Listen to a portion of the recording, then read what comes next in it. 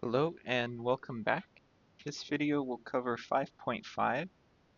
So we've been discussing logarithms. They were introduced last time, and then before that, exponential functions, and we've been looking into how they're inverses of each other. Um, they both have properties that they kind of share and swap. So we will look into properties of logarithms in this video and how we can use them in order to solve some more complicated uh, statements and equations involving logarithms. And let's just recall a few important properties of exponents since they are related, since the exponential function is related to the logarithmic function. So remember a few things. We had said that um, if you raise anything to the power 0, with a not being equal to 0, that makes it a bit more tricky, but um, say any non-zero real number raised to the power 0, the result is positive 1. We had also said if you raise something to the first power, you just get that same thing back. And that's a kind of identity operation. And then if you have a number raised to, um, if say we have a number raised to some power, let's call it m, and multiply this by that same number raised to another power, let's call it n, the result would be that same base with the exponents added, m plus n. That's like 3 squared, or I'm sorry, like x squared times x cubed would give you x to the 5th power. You would add the exponents. And then we could also say if you have a division, so a to the m over a to the n, then you would subtract these m minus n. So since the logarithmic function is the inverse of the exponential function, we will see another version of these properties play out in logarithms. See, notice this multiplication turning into addition, and this division turning into subtraction. And also we could say a power raised to another power turns into a multiplication. So like an exponent turns into multiplication. So let's keep that in mind. We'll explore how these would translate through to the logarithmic functions and their properties. So let's work with these first two.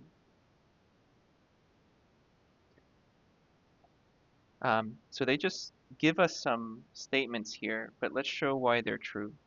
And we talked a little bit about this last time. Let's look at this first statement. It's asking us to show that log base a, so any base of 1 equals 0. Well, let's keep in mind that relationship between the logarithm and the exponential function, how we can go between the two forms. If we have something like log base a um, of b equals y, we can turn this into the exponential statement a to the power y equals b. The base, and then swap the inputs for the outputs. This input becomes the output, this output becomes the input. So let's keep this in mind. And let's use that first statement we said on the last page that if we have something and raise it to the 0 power and a is non-zero, it's definitely equal to 1. Well, let's just convert that to logarithmic form. We can say log base a of 1, output becomes the input, is equal to 0. That input becomes the output. So we get this property. And notice we just have a, just a general base a. So regardless of what the base is, if we plug 1 into a logarithm, we'll get the result 0. Because remember what it's saying, it's kind of asking a raised to some power equals 1. Well, the power that will do that is the power of 0. And we can do a similar statement if we use the other property we said, a to the first power equals a. Let's turn that into a logarithmic statement. We can say log base A of, this output would go into the input. So log base A of A equals positive 1. Because yeah, this is saying A raised to some power gives us the same thing back. Well, that power must be the first power. So these are two important properties of logarithmic functions. And it doesn't matter what the A is. If the base and what's inside the logarithm is the same, you just get 1 as the result. So remember we had the log base E as the natural log. So technically this is log base E. So if you insert E into the natural log, you just get 1 as the result. So that one comes up for sure. If you see the ln of E, the result should be positive 1.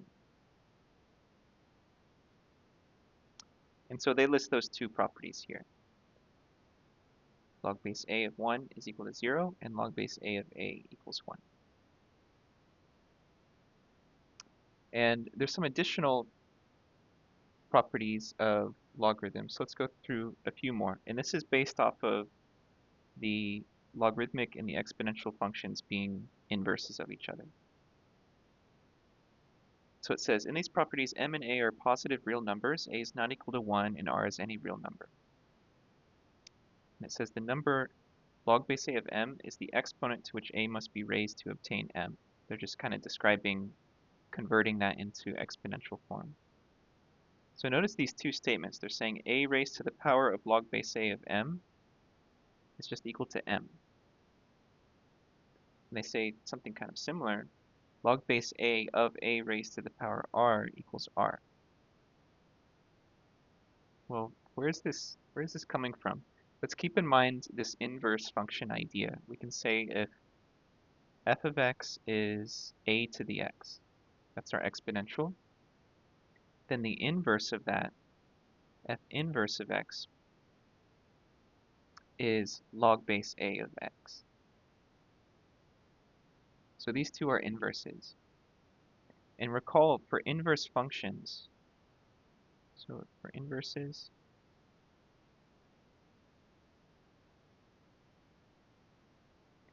if you plug one of them into the other, so if we did f of f inverse of x, you just get x in return. You undo the operation. And I think last video I gave the example, slightly loose example, but if we have the square root of x and you're trying to solve for x, you would usually square it. You want to undo this operation. The square and the square root undo each other. So it's that same kind of idea. Inverse functions undo each other and just give you the argument back, or whatever the original input is. And we can go the other way too. We can say f inverse of f of x will just be equal to x. So let's apply that here. F is a to the x, f inverse is log base a. So if we found f of f inverse of x,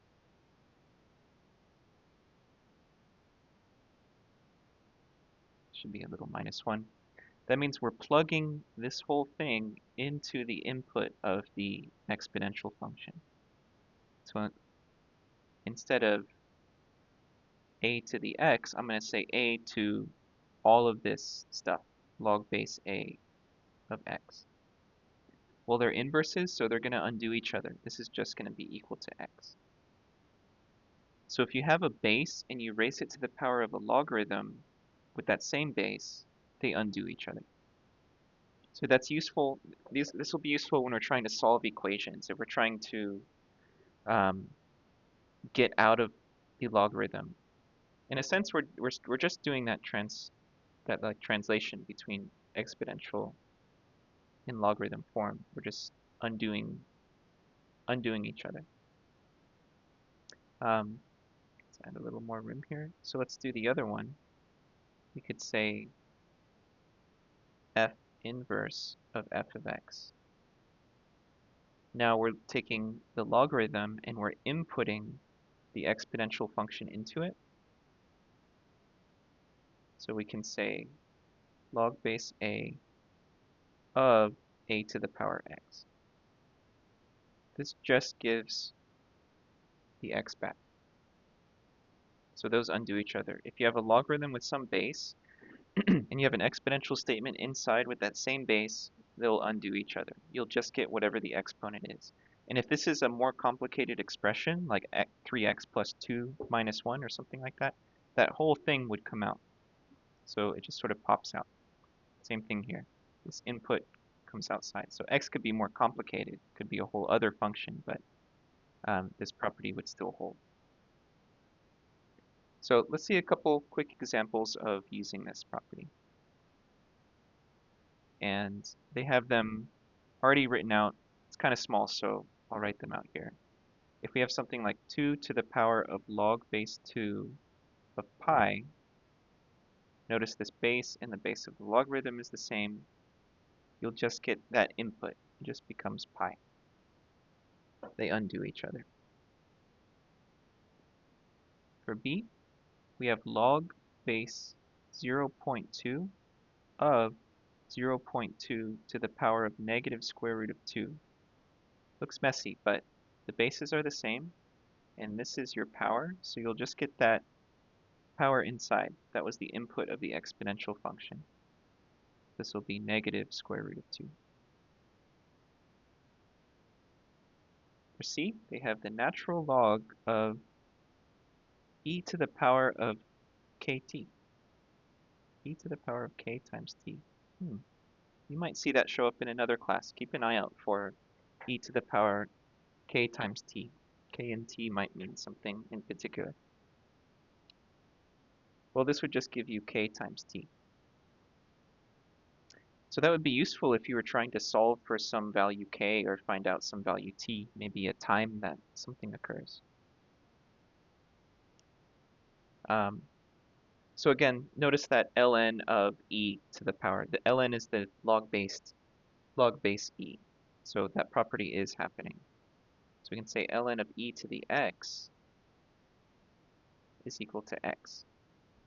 They undo each other. And conversely, you can say e to the power of ln of x is equal to x. So these show up a lot. You'll see that kind of operation, and you'll use it. It'll be very useful. So that's the inverses inside of each other, canceling each other out. Oops, didn't mean to do that. Now let's see some more pretty important properties of logarithms. So there's a few here, and we're going to look at each one. So m, n, and a are positive real numbers. So look at this first one. It says the log of a product equals the sum of the logs. If we have a logarithm with a multiplication happening inside, this is saying it can be split up into separate logarithms. The logarithm of the first thing plus logarithm of the second thing. This is part of why logarithms were developed. They can turn a multiplication into an addition if we know what the logarithm of these numbers are. And so that brings up that question, how do we know what they are? Well, people, started with a small handful and then more as time went on, but produced big books and tables of logarithm values. And it takes a lot of work, but it only has to be done once. Once you have a big table of logarithmic values, then you can kind of look up your number. If you have a multiplication happening, you want to multiply two numbers, we could just add the logarithms of the separate two numbers. That'll give you some output. And then you could find the number that produces that logarithm. This is essentially what a slide rule is doing, if you've ever heard of a slide rule. Using the power of logarithms in order to make complex calculations more feasible. It can speed up the process. And again, this is like a time before calculators and computers and things like that. So extremely useful. It made a huge impact on the sciences, for sure. So we're going to explore that, and we'll do a little proof for these just to show why they're true. Um, there's kind of a similar statement here. The log of a quotient equals the difference of the logs. So if we have a logarithm with a division happening inside, it can be expressed as a subtraction.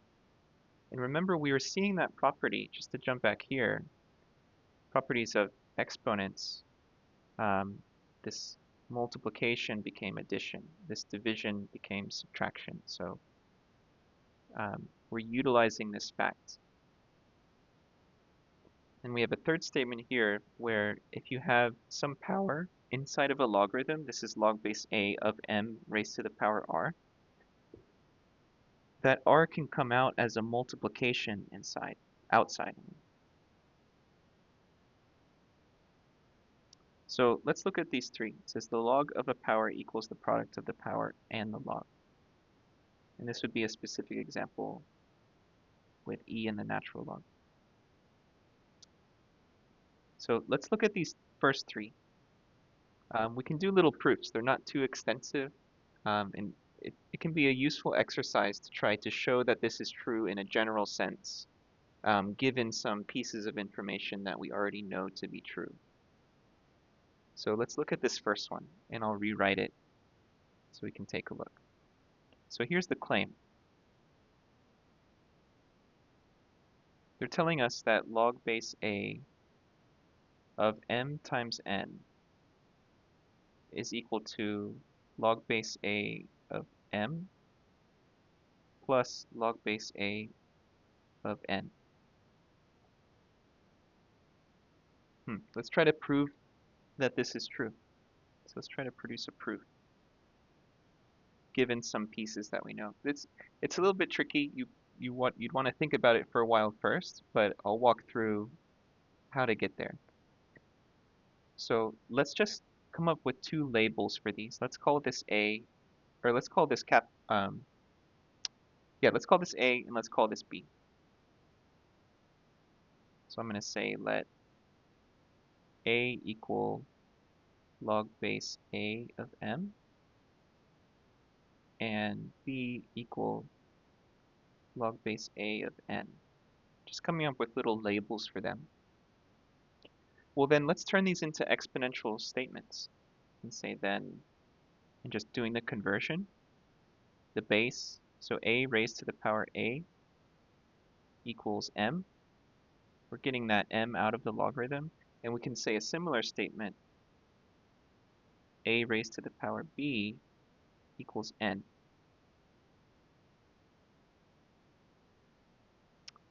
So how will this be useful? Well, let's return back to our original statement. We have log base A of m times n. Well, let's replace m and n with how we've defined them. We said, so this can be equal to log base A. M is a to the power a, and n is a to the power b. Well, we know that property that we defined earlier. I'll write it on the side here. We have a to the power a times a to the power b. That must be equal to a to the power of a plus b. We said that was true earlier. So let's use that fact. That means this is equal to, oops, let me keep with my color scheme here. So this is equal to log base a of a to the power of a plus b.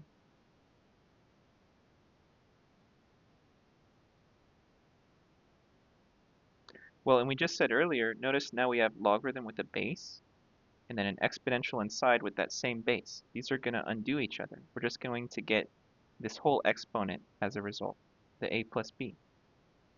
This is equal to a plus b.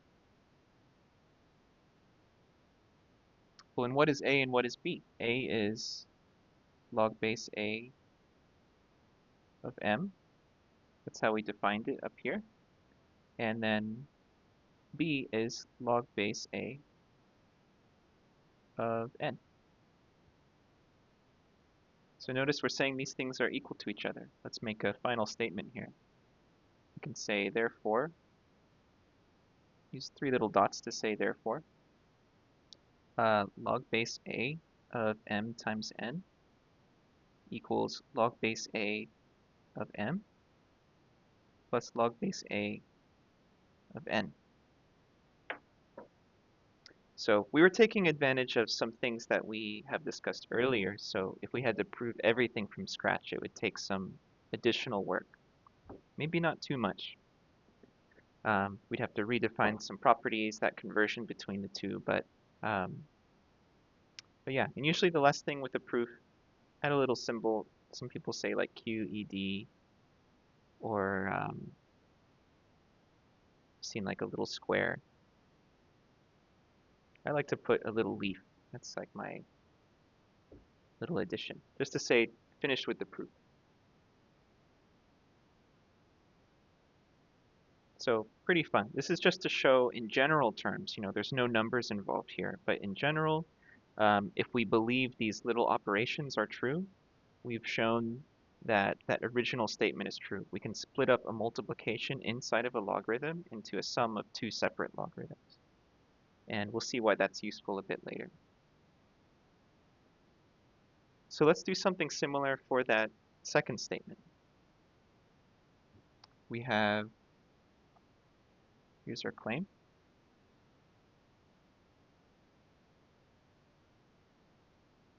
Trying to let me scroll up here. Okay, so here's our claim that the log base a, oh, it doesn't want me to scroll down. Let me write first, maybe it will let me. So log base a of m divided by n. The claim is that this can be expressed as a subtraction, log base a of m minus log base a of n. So you might be able to see where we're going with this. It's going to be very similar to our last one. So let's go through. So let's start it off the same. Let's make labels for these two things. I'm going to say a is log base a of m, and b is log base a of n.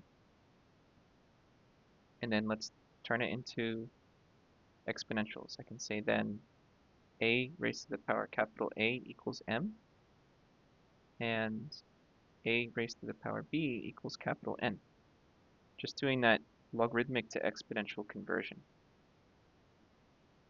So with that in mind, we return back to our original statement, the left side, log base a of m divided by n equals, well, m we said is a to the power capital A, and n we said a is a to the power capital B. Well, and we said earlier too that if we have a division of exponents, we can write it as a subtraction. So let's use that fact. We can say this is equal to log base a of a to the power a minus b. And then again, logarithm with a base with an exponential inside with the same base. Inverse operations will undo each other. We'll just get a minus b. And then let's replace a and b with how we define them. A is log base a of m, and b is log base a of n. And there's our original statement. So let's make a conclusion. Therefore, log base a of m divided by n equals log base a of m minus log base a of n. End proof. So if we have a division inside of a logarithm, it can be split into a subtraction of two separate logarithms with the same base. Well, we had one more as well. Let's do that third one. That was around an exponent inside. So let me rewrite the claim. This claim is that if we have logarithm some base a, and let's say m to the power r inside. We're saying that this is equal to r times log base a of m. This is saying we can move that exponent outside. Well, let's try a similar technique. We kind of just have one statement now, so let's just say, let's let a equal log base a of m. Then in exponential form, little a to the power of capital A equals capital M. So then let's return to our left side statement, log base a of m to the power r. Well, we said what m is, so that would be log base a of a to the power capital A raised to the r power. So we're taking this m and replacing this m, so placing this inside.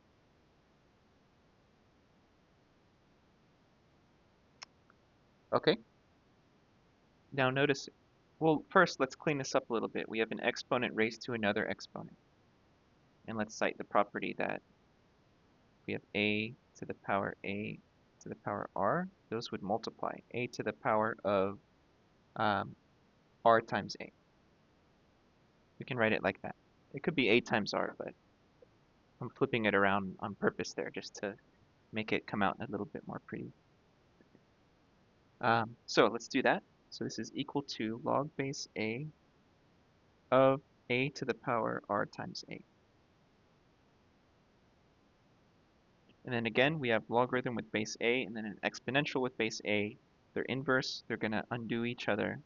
We'll just get r times a. And we said a was log base a of m. So there's our statement. We'll say, therefore, log base a of m to the power r equals r times log base a of m. So this means if we have a logarithm with a power inside, the power can come out in front of the logarithm and we have just the base left over. So pretty useful. So just to show these three proofs, if all you take away are these properties, that's okay, because we'll just be using them. But if you're curious why they are the way they are, it's fun to try to write it out. Try to write it out in general terms so that whenever we do use it, we can feel confident that it's a legitimate maneuver. Or we can just trust what is given to us in the textbook. All right, let's see some application of this. So we'll see problems where we either have a complicated logarithm and we're going to split it out into multiple logarithms, or we'll have multiple logarithms that we can combine together into a single logarithm. So I'll show you what I mean. Let's look at this first one. This is that first case. We have some complicated logarithm, log base a of x times the square root of x squared plus 1. And it tells us to write this as a sum of logarithms and to express all powers as factors, meaning don't have any exponents inside. So what should we do? Well, notice inside this logarithm we have a multiplication. We have this x times this square root, two things multiplied. So let's use that property where if you have multiplication inside, I use a and b for mine, but they use m and n, it's the same idea. Two things multiplied, we can split it up into logarithm of the first thing plus logarithm of the second thing. So that means this can be expressed as log base a of x plus log base a of the square root of x squared plus 1.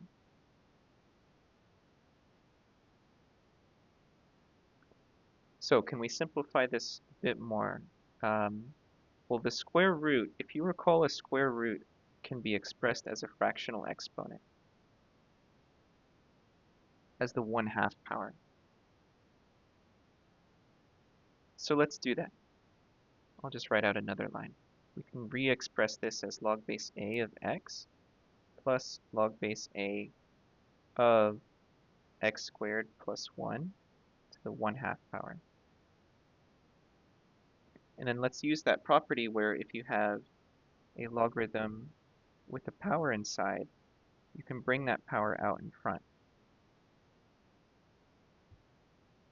That's what they want us to do. That's what they mean by express all powers as factors. We don't want any powers, we want them as a factor in front of the logarithm. So we can say log base a of x plus now 1/2 times log base a of x squared plus 1.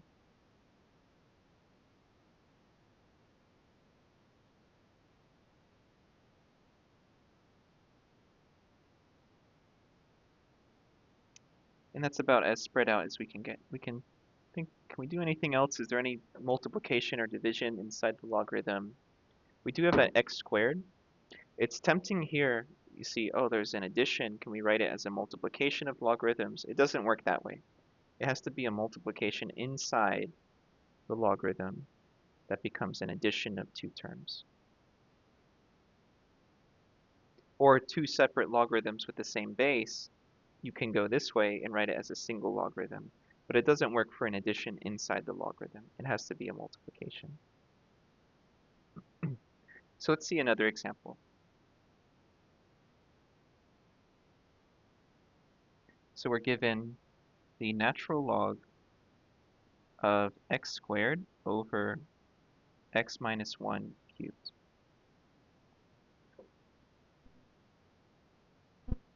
And it wants us to write this, again, as a difference of logarithms express all powers as factors. So notice we have a division happening inside of the logarithm. So we can express this as a subtraction. We're using the property logarithm of a division equals logarithm of the numerator minus logarithm of the denominator. So we can write this as the natural log of x squared minus the natural log of x minus 1 cubed. And then we have these two exponents inside, so let's move them out in front. Let's use that property. I'll just cite it again out here. You don't have to do this every time, but just to show you all what I'm using. If you have an exponent inside, you can bring it out in front.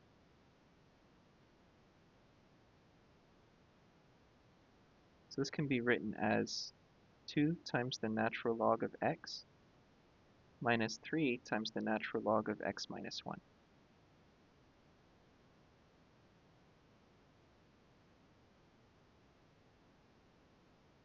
So we can take a complicated logarithm and spread it out into multiple simple logarithms.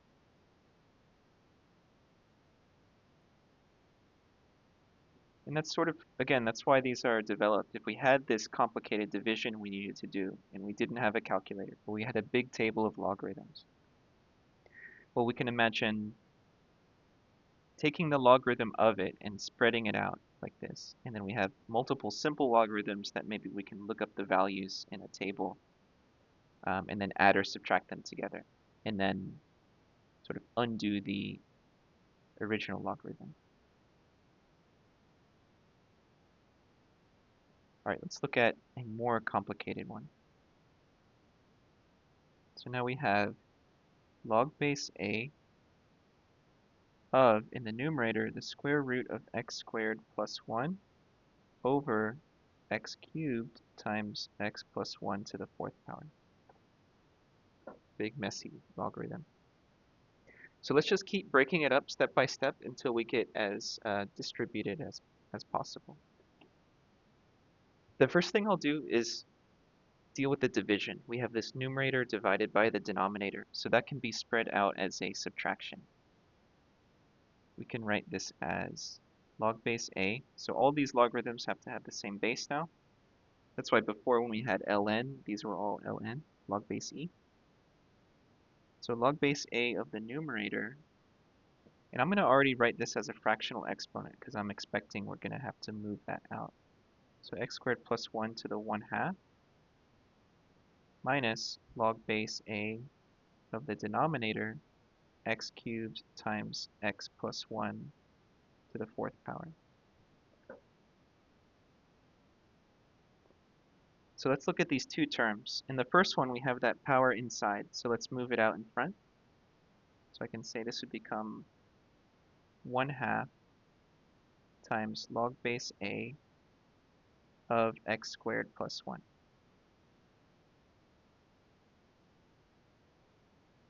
And then we're subtracting this logarithm, and this one has a multiplication inside. So let's split that up into an addition of two logarithms. And I'm going to be careful because I have this minus. So I'm going to put these in parentheses because the minus will actually have to apply to both terms. So log base a of x cubed plus log base a of x plus 1 to the 4th power. So this subtraction, this minus will actually distribute to both terms. It's tempting just to put it on the first one and then have the plus, but we're subtracting this whole piece, which is becoming this addition, but we still need to apply the subtraction. So let's distribute that negative. So this will give me 1/2 log base a of x squared plus 1 minus log base a. Well, let's go ahead and move these. Well, no, I'll do it in 2 steps. Don't want to do too much at once. So minus log base a of x cubed minus, because we're distributing the negative, minus log base a of x plus 1 to the 4th power. Now, what I was wanting to do, like 2 for 1 in the last move, let's move the exponents out in front. And they'll be applied to that negative. So we'll have 1/2 log base a of x squared plus 1 minus 3 times log base a of x. So that's the exponent moving out in front. Minus 4 times log base a of x plus 1. So that's the 4 coming out in front here. All right, and then I'll check, is there anything else I can do? This is an addition, so I can't split it up. Just have a single x here, and then can't do anything there. So this looks pretty good. So it's like a little puzzle. Honestly, it's kind of fun once you get the hang of it. Just got to remember the rules. Be careful with stuff like this, subtracting, like after you split up this term.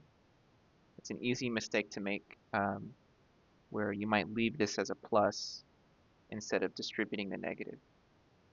So just as a word of caution.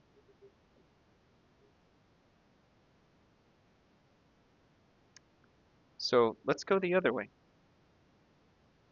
Let's look at a spread out set of logarithms and combine them into a single logarithm. Let's look at this first example.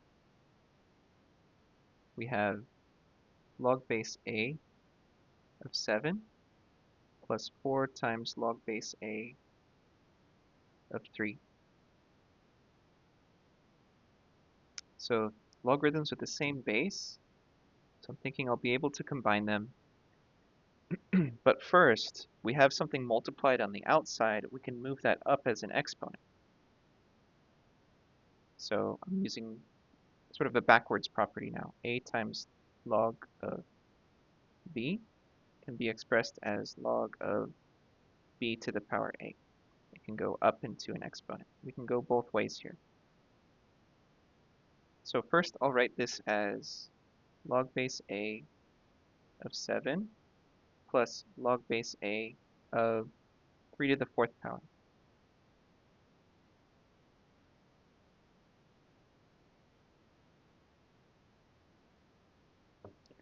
All right, now we have an addition of two logarithms with the same base. So we can do this backwards property, log of a plus log of b. If the base is the same, we can write it as a single logarithm of those two things multiplied. So let's write this as log base a of 7 times 3 to the fourth power is 81. 9 times 9.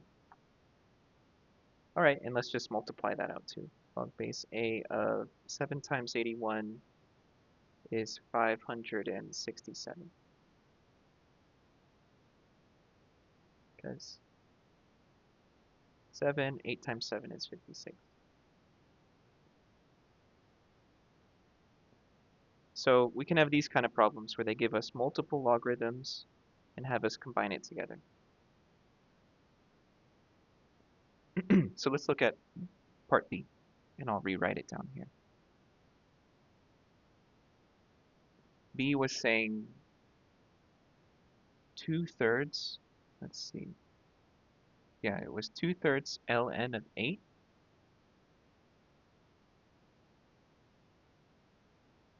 minus ln of 5 squared minus 1. So I see a subtraction, so we could probably turn that into a division, but first let's deal with this number in front. We can move it inside as an exponent. This would be the natural log of 8 raised to the 2/3 power. We'll have to think about what that is. Minus natural log of 5 squared is 25, minus 1 is 24.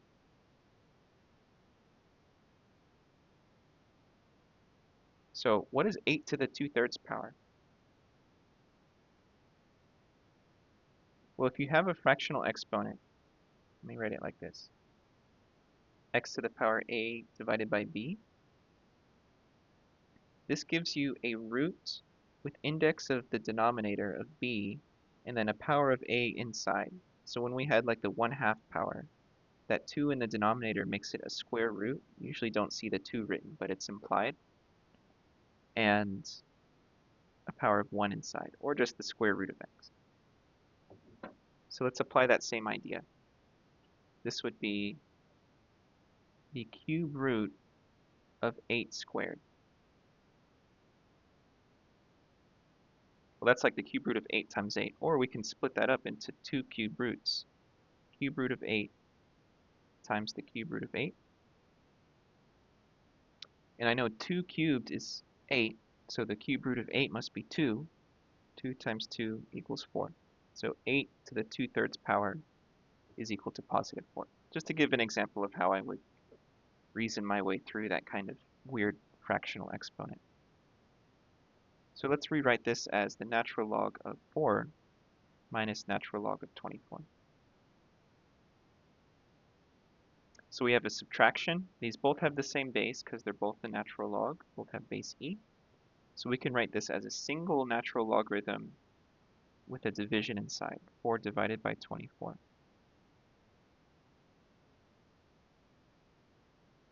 Well, that reduces. 4 goes into 24 6 times, so this can be 1 over 6. Should we stop here? Well, we can be slightly more tricky. I know we were combining everything together, but we do want a single logarithm. Let's see the precise instructions. It just said write each of the following as a single logarithm. We do have a single logarithm here, but just to give an example of how there can be multiple expressions of a solution, we can split this up into another division of logarithms, ln of 1 minus ln of 6. And recall we said log with any base, if we input 1 into it, we get 0. Because that's saying a to the power 0 equals 1, which will always be true, as long as a is not equal to 0. So that means that this term basically deletes itself. It becomes 0 minus natural log of 6. So minus natural log of 6. Another way we could have seen this is the natural log of 6 to the minus 1 power, because that places it in the denominator. And then we can use that exponent rule to bring this out in front. Then we avoid this part. So Trying not to be confusing here, but all that just to show there's many ways that we can express statements using logarithms if we use little tricks like this. So just be careful. I don't know how exact the homework system is going to be. Like, would they accept this? Might depend on how the instructions are put. So I would just read carefully. If they say like, don't include any division inside of the logarithm or something like that, you might need to translate it to something like this. But there's multiple ways. That was something that used to frustrate me as a student. I would have the correct answer, but I would say like, look in the back of the textbook and it would give me something like this. And I would think that I got the wrong answer. And it's not wrong. It's just expressed in a different way. So just a tale from my own previous frustration.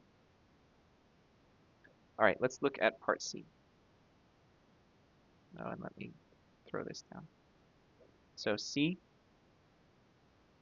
and I'll just copy it here, gave us a very long string of logarithms. We have log base A of x plus log base A of 9 plus log base A of x squared plus 1 minus log base A of 5.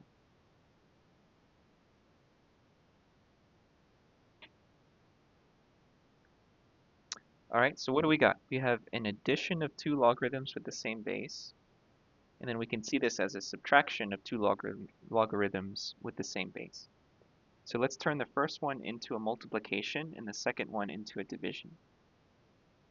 We can call this log base A of 9 times x, because we'll multiply these two,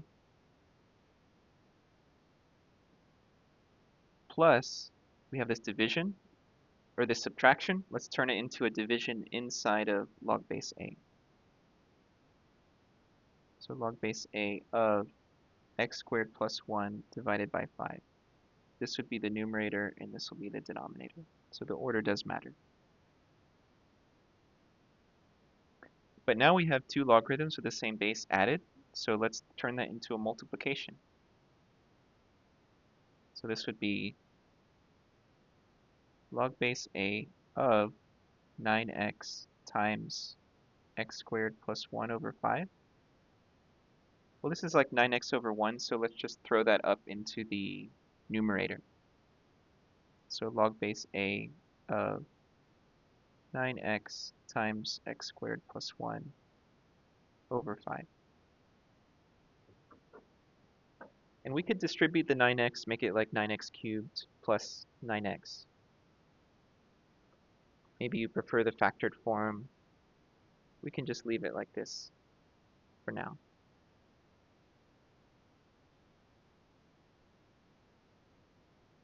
So taking a big string of logarithms and condensing it down into a single logarithm. So we've seen those two types of questions. There's an additional theorem that the book throws in.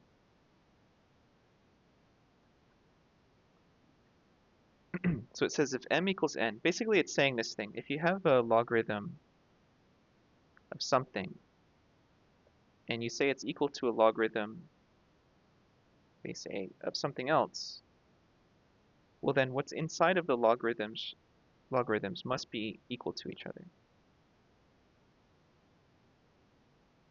It's equivalent to what we did with exponents. We said if a raised to some power equals that same base raised to another power, well then m must be equal to n. It's the same kind of idea. So we can use these to solve some equations. And are we going to see it here? I think right now we're just going to do some evaluations. Might be for the next section. But yeah, so this is evaluating logarithms whose base is neither 10 nor e. So the reason for this is that most calculators will just give you logarithm base 10 or logarithm base e, the natural log. And maybe historically that's like what lists were available. But we could have any kind of base inside of the logarithm. But luckily there's a way we can convert things into just an expression using log base 10 or the natural logarithm. So let's see how we can do that. It's called change of base. So here we have log base 2 of 7. You know, like on my calculator, I think I can actually input this. It gives me a little input for the base, but if we didn't have that availability, what can we do? Well, I might try first converting this to exponential form. If this is true, then we can say this is equal to something, y. Trying to solve for y here. Well, let's convert it to exponential form. I can say 2 raised to the power y equals 7. Okay. Well, let's take the natural log of both sides. Ln of 2 raised to the y. So you can do this. It's like squaring both sides of an equation. Natural log of 7. And then we can use the exponent rule. Let's bring this y down in front here. So we're just trying to create an expression using the natural log because that's what we can type into our calculator. And then now we just need to divide that natural log of 2 over, and we have it solved for y. Y would equal natural log of 7 divided by natural log of 2. And then if you type that into a calculator, you'll get approximately 2.8074. So it's a way of forcing a certain input, so we can plug that in. Or if we were forced to, say, use only a table of natural logarithm values, but we want to solve for some other kind of natural log, or some other kind of logarithm with a different base, we can convert it. So notice this pattern here. We can convert this statement to a logarithm with any other base we want. We just chose the natural logarithm of what's inside here divided by the logarithm of that base itself. So that is a general property. We can describe this as the change of base formula.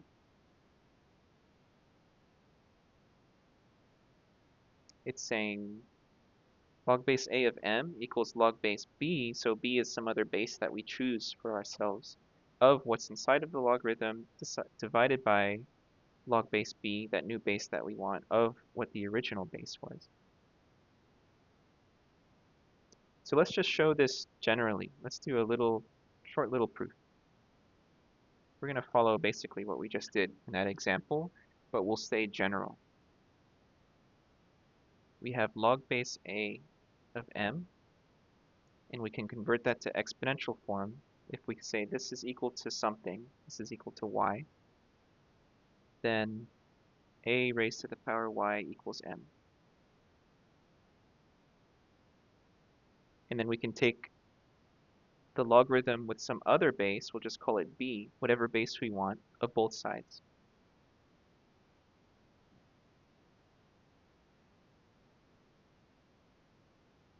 And then we can use that rule where we can bring the power out in front. So we can say y times log base b, now just of a, equals log base b of m. And then we can divide that logarithm over, solve it for y. Y equals log base b of m divided by log base b of a.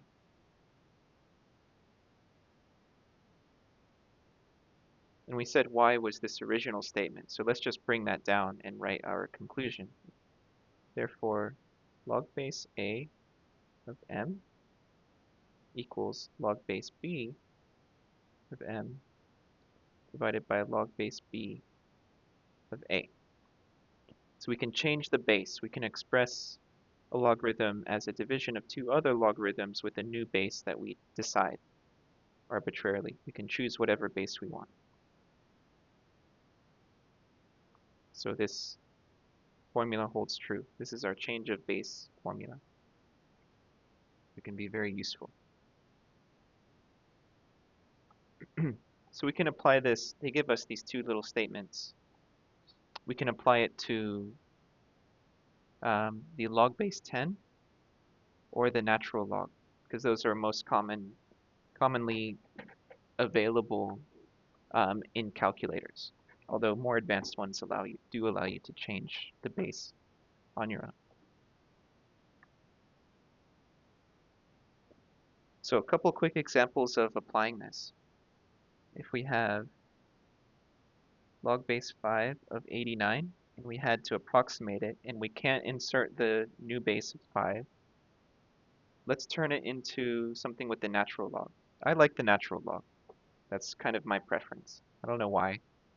I think I just like the word natural, so we can turn this into the natural log of what's inside of the logarithm divided by the natural log of that original base.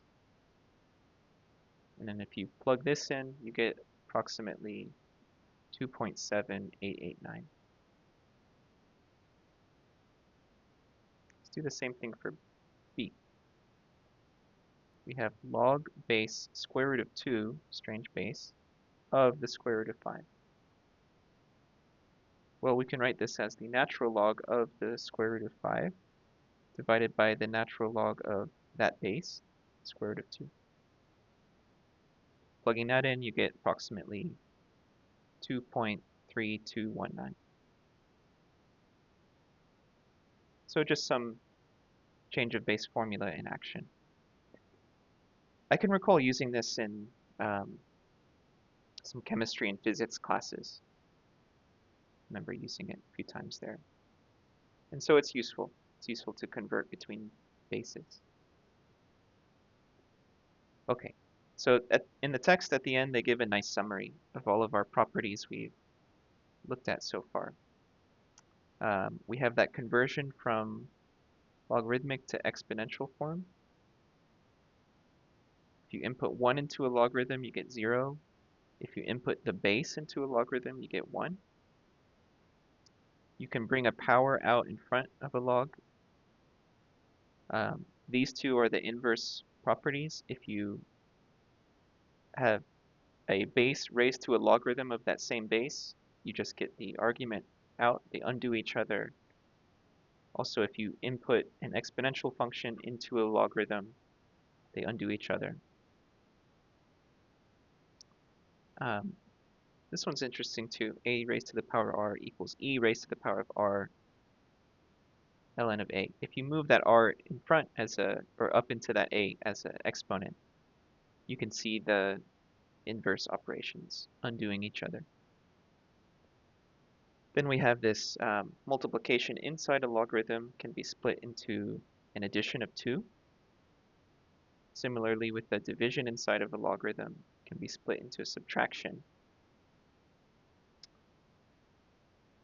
We can take the logarithm of both sides of an equation. We kind of left off doing that. And if we have a logarithm with the same base on both sides of an equation, we can just equate what's inside of them. We'll be using that in the next section for sure. And then we finished off with the change of base formula. So lots of properties. It might be worthwhile just having this as maybe keep a little list of logarithm properties. And as you work through the exercises, you'll build them into your memory. And eventually it just kind of feels like a little puzzle game, just splitting them up, moving them together, that sort of thing. All right, I'll leave off here. That was a good summary of what we covered in this section. So that'll be it for this video, and I'll see you next time.